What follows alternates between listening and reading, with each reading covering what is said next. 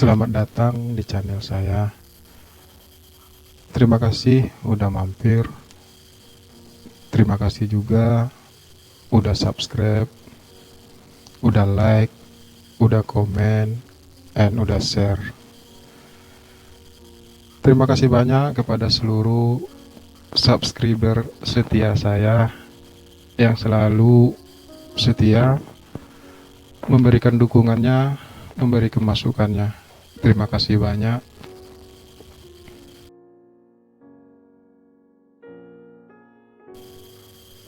Kali ini saya akan bercerita tentang Duda Keren, tetangga baruku.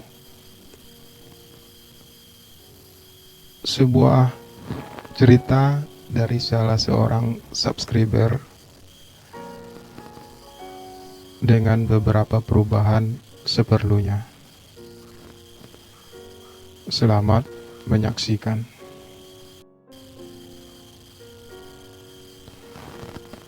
Namanya Mas Dodi. Ia tetangga baruku.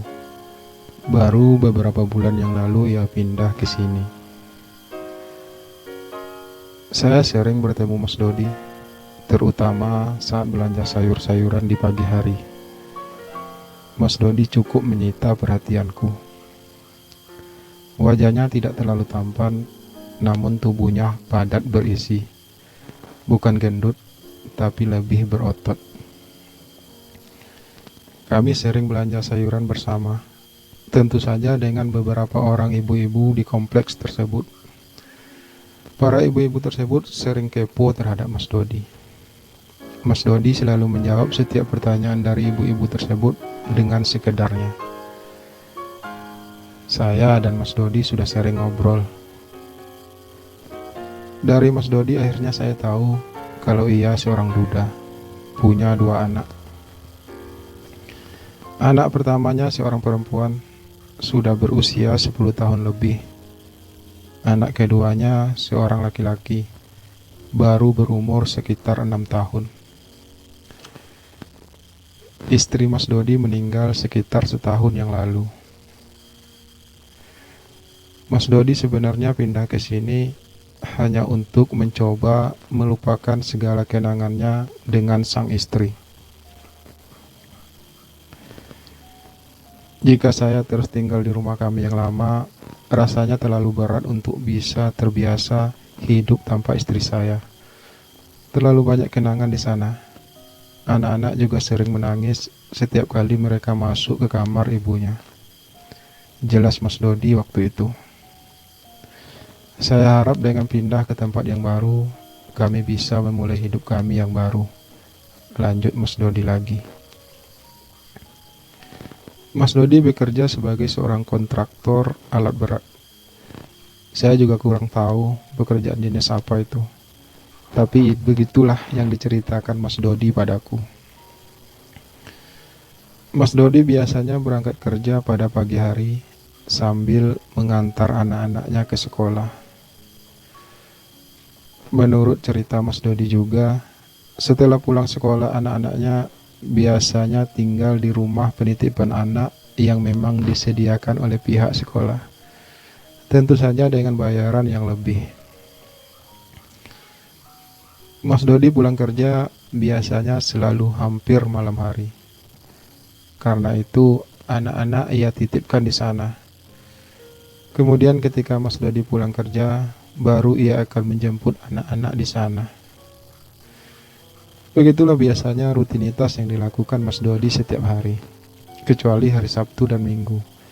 Ia libur kerja dan anak-anak libur sekolah. Aku tinggal sendirian di rumahku. Rumah sewaan sih lebih tepatnya. Aku kerja di sebuah perusahaan swasta sebagai karyawan biasa dengan gaji yang pas-pasan. Untuk itu aku belum bisa beli rumah sendiri. Aku seorang perantau. Orang tua dan semua keluargaku berada di kampung. Sejak kuliah, aku memang sudah terbiasa hidup mandiri dan sudah terbiasa hidup sendirian di rantau. Sebagai tetangga yang sama-sama masih lajang, dengan status yang berbeda tentunya, kami memang lebih cepat akrab. Hampir setiap malam, setelah selesai mandi dan makan malam, aku dan Mas Dodi sering ngobrol di teras depan rumahnya. Mas Dodi memang orang yang asik untuk diajak ngobrol. Ia suka berbagi pengalaman hidupnya. Usianya yang sudah kepala 4 itu memang punya banyak pengalaman, terutama di bidang pekerjaannya. Mas Dodi nggak berniat untuk menikah lagi nih, tanyaku pada suatu malam saat kami ngobrol berdua. Sesaat kulihat Mas Dodi terdiam, namun segera ia menjawab, "Untuk saat ini sih belum. Saya harus memikirkan anak-anak. Mereka baru saja kehilangan ibunya. Takkan mudah bagi mereka untuk menerima kehadiran orang baru dalam hidup mereka." Kata-kata Mas Dodi terdengar bijak di telinga saya. Tapi apa Mas Dodi nggak kesepian tidur sendirian? Apa Mas Dodi nggak kerepotan mengurus pekerjaan rumah sendirian? Mas Dodi kan harus kerja juga. Saya bertanya lagi, cukup belak-belakan sih menurut saya. Namun karena kami memang sudah dekat, Mas Dodi sepertinya tidak mempermasalahkan hal tersebut. Kesepian sih pasti ya. Kadang suka kangen juga, pengen ngerasain lagi tidur bareng seseorang. Tapi demi anak-anak, saya harus kuat menahannya, jawab Mas Dodi. Lalu kemudian ia menarik napas panjang. Kalau soal kerepotan mengurus pekerjaan rumah, enggak juga ya. Karena ketika almarhum istri saya masih hidup, saya juga sering membantu ia menyelesaikan pekerjaan rumah. Apalagi sekarang semuanya serba pakai mesin. Dan lagi pula, kalau lagi malas masak, saya tinggal pesan online. Begitu juga kalau mau cuci pakaian, kan sudah ada laundry. Mas Dodi melanjutkan kalimatnya yang membuat saya manggut-manggut setuju. Hari berlalu, bulan pun berganti, hingga tibalah saatnya musim liburan sekolah. Tentu saja hal ini membuat Mas Dodi sedikit kesulitan, karena anak-anak tidak bisa dititipkan di sekolah seperti biasa. Sekolah libur, tempat penitipan itu pun libur. Mas Dodi tidak punya keluarga lain di kota ini. Hampir semua keluarganya dan keluarga almarhum istrinya tinggal di kota lain yang cukup jauh. Bagaimana kalau anak-anak dititip sama saya aja, Mas? Tawar saya ketika Mas Dodi menceritakan kesulitannya tersebut. Tapi kamu kan kerja, Ri, balas Mas Dodi. Sebenarnya saya sudah berhenti kerja, Mas. Saya di PHK, pengurangan karyawan katanya. Jawab saya jujur. Saya memang sudah dipecat beberapa hari yang lalu. Saat ini saya sudah mencoba mengajukan lamaran ke beberapa tempat, tapi belum ada panggilan. Untunglah uang tabungan dan uang pesangon yang saya masih ada. Setidaknya cukuplah untuk saya bertahan hidup beberapa bulan ke depan, sebelum saya mendapatkan pekerjaan yang baru. Kok kamu gak cerita? Tanya Mas Dodi dengan nada keheranannya. Ini saya cerita, Mas, jawab saya dengan nada sedikit bercanda. Sekarang saya lagi nunggu panggilan kerja, jadi sekarang saya nganggur. Lanjut saya lagi mencoba menebak pertanyaan Mas Dodi selanjutnya. Oh, ucap Mas Dodi membulatkan bibir. Tapi kamu gak apa-apa kan? Saya titipkan anak-anak, lanjut Mas Dodi. Udah, gak apa-apa, Mas. Santai aja kali, balas saya santai.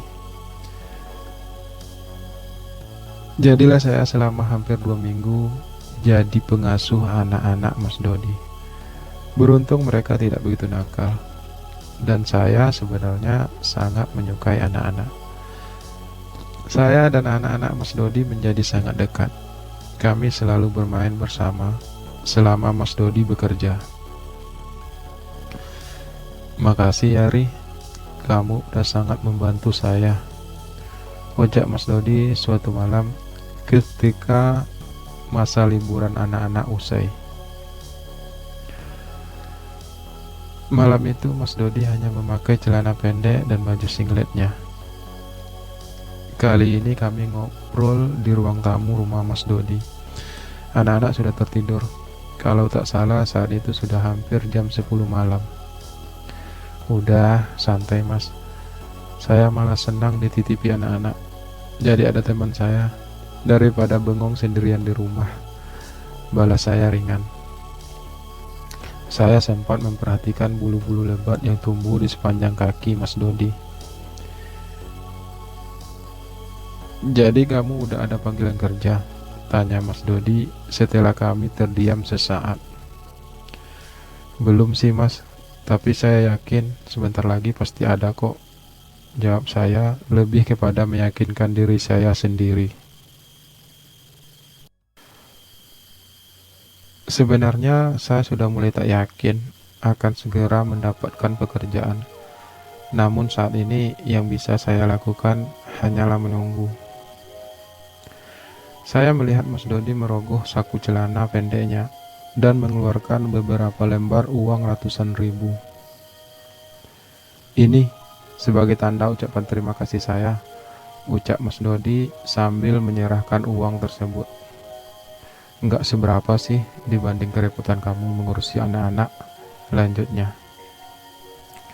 Saya menatap lembaran uang berwarna merah transparan itu. Ada beberapa lembar. Setidaknya ada 5 atau 6 lembar.